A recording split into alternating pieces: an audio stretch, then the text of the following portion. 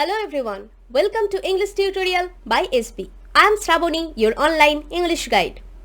West Bengal board class 12 এর English question পেপারে যে ধরনের গ্রামার অ্যান্ড ভোকাবুলারির ওপর কোয়েশ্চেন্স আসে আজকে সেই ধরনেরই একটা পেপার বা সেই ধরনের একটা প্র্যাকটিস সেট আজকে আমরা সলভ করব।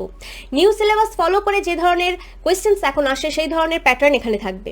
So I will request you to stay with me till the end and watch this. প্রথমে কি দেয়া আছে? Do as directed. My father could convey complex spiritual concepts in very simple, down-to-earth Tamil. Change the voice. Voice change আছে। সেন্টেন্সের মানেটা কি? My father, আমার বাবা, could convey করতে পারবে। কনভে মানে এখানে হচ্ছে বলতে পারবে, এক্সপ্লেন করতে পারবে। কমপ্লেক্স স্পিরিচুয়াল কনসেপ্টস, কমপ্লেক্স মানে জটিল যেসব আধ্যাত্মিক কনসেপ্টগুলো আছে, ইন ভেরি সিম্পল, খুব সহজভাবে, খুব সাধারণভাবে, ডাউন টু আর্থ তামিল এবং সুন্দর তামিলে। ঠিক আছে, এটার ভয়েস চেঞ্জ করতে হবে। এখন দেখো সেন্টেন্সে কুড আছে, মানে কুড এখানে হচ্ছে অ্যাকচুয়ালি কুডটা মডেল ভার্ব। কি verb? Modal verb. Model verb দিয়ে আমরা ভয়েস চেঞ্জ যখন করি কিভাবে করি? সাধারণত আমরা যখন অ্যাক্টিভ থেকে প্যাসিভ সেন্টেন্স করি, অ্যাক্টিভের অবজেক্টটা প্যাসিভে গিয়ে হয়ে যায় সাবজেক্ট। ঠিক আছে, মডেল ভার্বের ক্ষেত্রেও তাই, অ্যাক্টিভের অবজেক্টটা প্যাসিভে হয়ে যাবে সাবজেক্ট। তারপরে আমরা এখানে বসাবো, প্যাসিভে বসাবো মডেল ভার্ব, তারপরে বসবে বিইবি, তারপরে বসবে মেন ভার্বের থার্ড ফর্ম, তারপরে বাই প্রিপোজিশন বসবে এবং অ্যাক্টিভের সাবজেক্টটা প্যাসিভে গিয়ে হয়ে যাবে অবজেক্ট। এই হচ্ছে মডেল ভার্ব দিয়ে আমরা যখন প্যাসিভ সেন্টেন্স বানাই তখন ঠিক এই ফর্মুলাটাই ফলো করি। তাহলে এই সেন্টেন্সে কমপ্লেক্স স্পিরিচুয়াল কনসেপ্টটা কি হচ্ছে? অবজেক্ট। এটা তাহলে প্যাসিভে হয়ে যাবে সাবজেক্ট। তাহলে সেন্টেন্সটা এখানে কি হবে? Complex spiritual concepts could be conveyed in very simple, down-to-earth Tamil by my father. ঠিক আছে, খুবই ইজি। জাস্ট এই ফর্মুলাটা মনে রাখলেই, এই মেথডটা মনে রাখলেই তোমরা সবসময়ই মডেল ভার্ব দিয়ে ভয়েস চেঞ্জ করতে পারবে খুবই ইজিলি, খুবই সহজেই। নেক্সট দেখি, the czar agreed with none of them, যার কারোর সাথে সহমত হয়েছিল না। Turn into affirmative sentence. কি করতে হবে? অ্যাফার্মেটিভ সেন্টেন্সে ট্রান্সফর্ম করতে হবে। অ্যাফার্মেটিভ মানে কি? হ্যাঁ বাচক। মানে আমরা যে সেন্টেন্সটা বানাবো সেখানে এই নো, নান বা যে কোনো নেগেটিভ কথা আমরা সেখানে ইউজ করতে পারবো না। ঠিক আছে, তাহলে সেন্টেন্সটা আমাদের কি হবে? সেন্টেন্সটা হবে দ্য যার ডিসএগ্রিড, মানে অসম্মত হয়েছিল, উইথ অল অফ দেম, সবার সাথে যার অসম্মত হয়েছিল। ঠিক আছে, দেখো মানেটা কিন্তু এক আছে। এই সমস্ত সেন্টেন্সকে আমরা যখন ট্রান্সফর্ম করব মানেটা কিন্তু ইনট্যাক্ট, একদম একই রাখতে হবে, রেখে তোমাদেরকে চেঞ্জগুলো করতে হবে। নেক্সট দেখো, I am not nearly as attractive a traveling companion as the one who just left. Change the degree of comparison. সেন্টেন্সের মানেটা আগে কি দেখি? I am not, আমি একদমই আমি নই, nearly as attractive, এতটাও অ্যাট্রাকটিভ ট্রাভেলিং কম্প্যানিয়ন নই, as the one, তার মতো, who just left, যে চলে গেছে। Change the degree of comparison. Comparison মানে কি? কম্পারেটিভ ডিগ্রি করতে হবে। যে সেন্টেন্সটা দেওয়া হয়েছে দেখো সেখানে অ্যাজ কনস্ট্রাকশন আছে, মানে কি এটা কি ডিগ্রিতে আছে? এটা আছে পজিটিভ ডিগ্রিতে। তাহলে পজিটিভে আছে, আমাদের কি করতে হবে? কম্প্যারিজন মানে কম্পারেটিভ ডিগ্রিতে। মানেটা কিন্তু আমাদের এক রেখে এখানে কম্পারেটিভ ডিগ্রি বানাতে হবে। তাহলে সেন্টেন্সটা কি হবে? The one who just left is more attractive, যে চলে গেছে ইজ মোর অ্যাট্রাকটিভ, আরও বিউটিফুল মানে আরও আকর্ষণীয়, আ ট্রাভেলিং কম্প্যানিয়ন দ্যান মি, আমার থেকেও আরও আকর্ষণীয়। মি অর আই, ব্র্যাকেটে কিন্তু অবশ্যই এম এই ভার্বটা ব্যবহার করতে হবে। ঠিক আছে, তাহলে আনসারটা কি হলো কম্পারেটিভ ডিগ্রিতে? The one who just left is more attractive a travelling companion than me or I, within bracket M.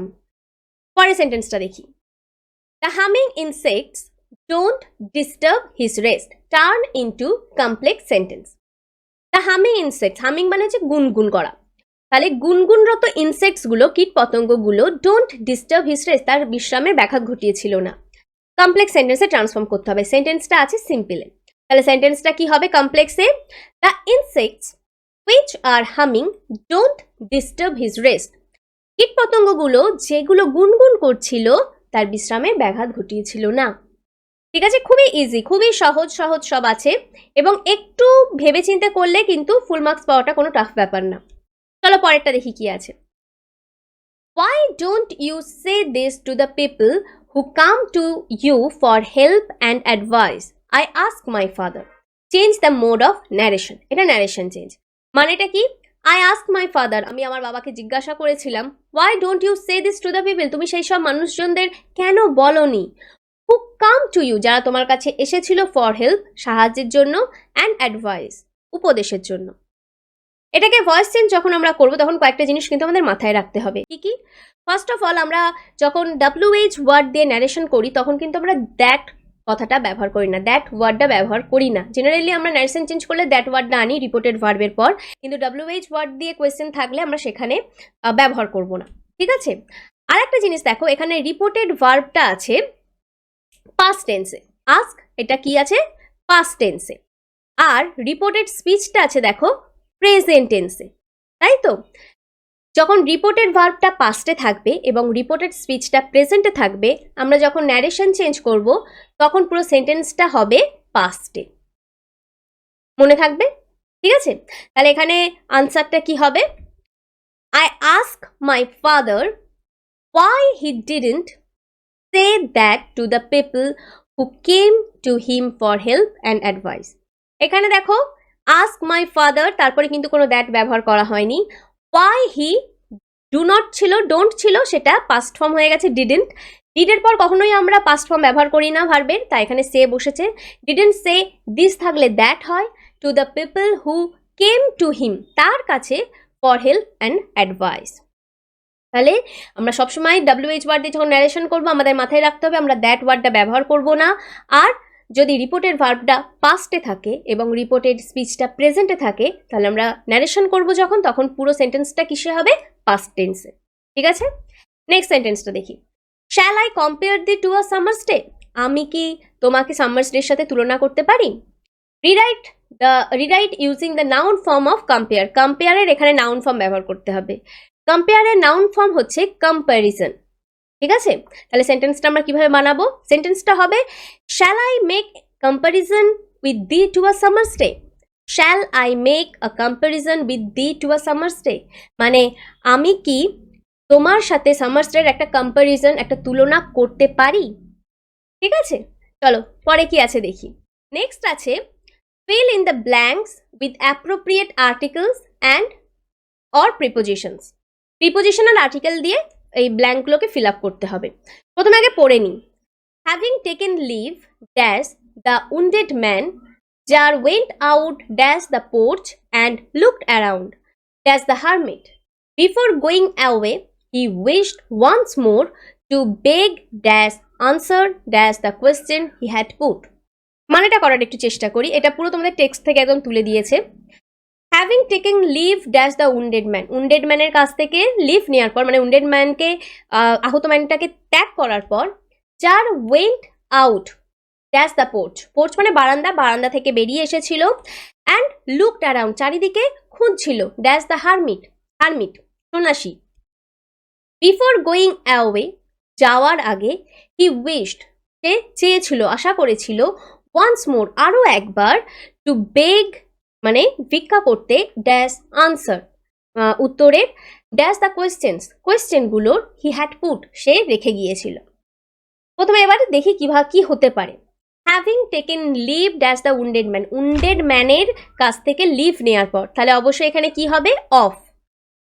যার went out dash the porch, porch মানে কি? বারান্দা। যখন কারো মধ্যে আমরা গতি নিয়ে প্রবেশ করি বা বেরিয়ে আসি, তখন গতি যদি থাকে আমরা সবসময় কি ব্যবহার করি?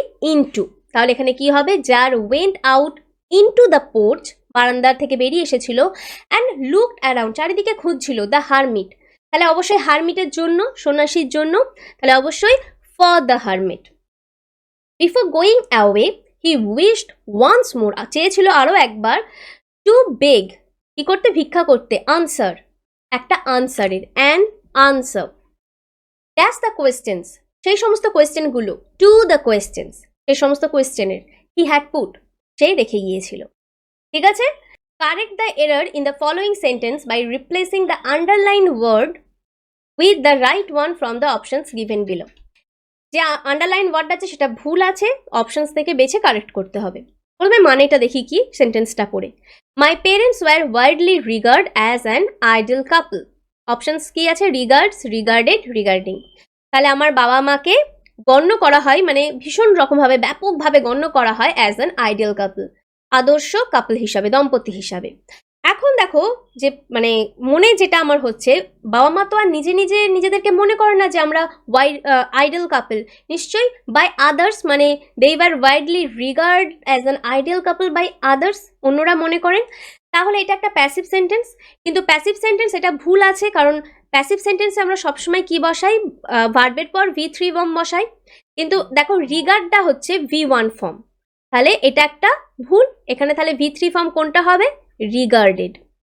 তাহলে সেন্টেন্সটা কি হবে, my parents were widely regarded as an ideal couple. ভিডিওটা যদি ভালো লেগে থাকে, don't forget to hit the like button, এবং ফ্রেন্ডসদের সাথে ভীষণ রকমভাবে শেয়ার করবে, তাদেরকেও শেখার জানার সুযোগ করে দেবে। আর যদি তুমি নিউ হও আমার চ্যানেলে এবং এই ভিডিও তোমার ভালো লাগে এবং যদি মনে হয় এই ধরনের আরও ভিডিও তোমরা পেতে চাও, then don't forget to hit the subscribe button and also click the bell icon. Okay, so that's all, thank you for watching, see you in our next video, till then keep practicing and keep learning.